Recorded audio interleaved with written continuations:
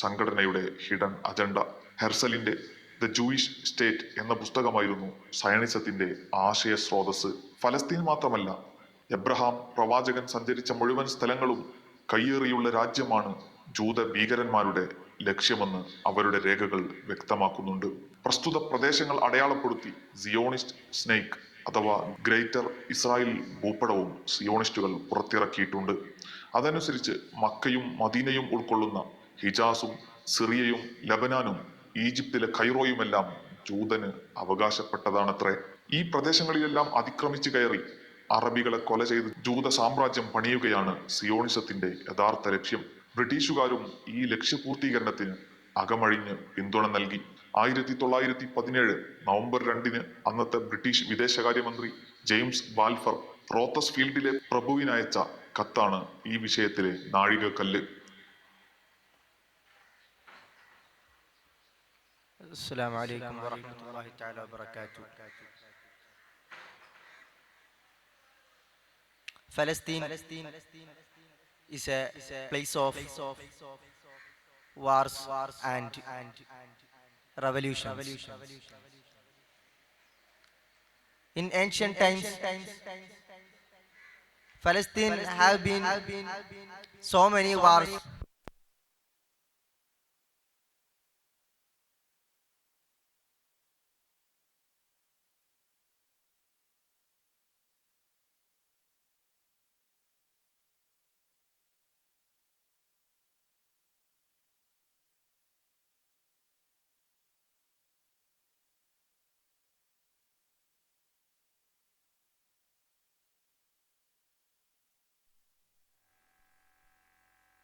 Is the first time which is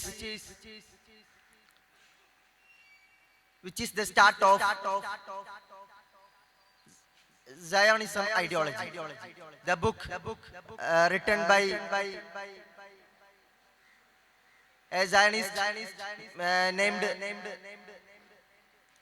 The Jewish State is the first book which is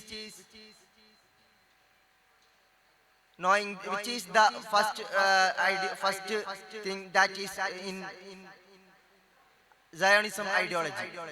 They did a map with joining Saudi Arabia, Cairo, Lebanon, Syria, even Mecca and Medina, and made a great Israel map. In 1990s, the Balfour written a letter to British Emperor to make a Palestine, to make a Israel country or a Jewish country in Palestine region. This is the main cause of main thing which is caused to Palestine-Israel war. Assalamu alaikum wa rahmatullahi ta'ala wa barakatuh.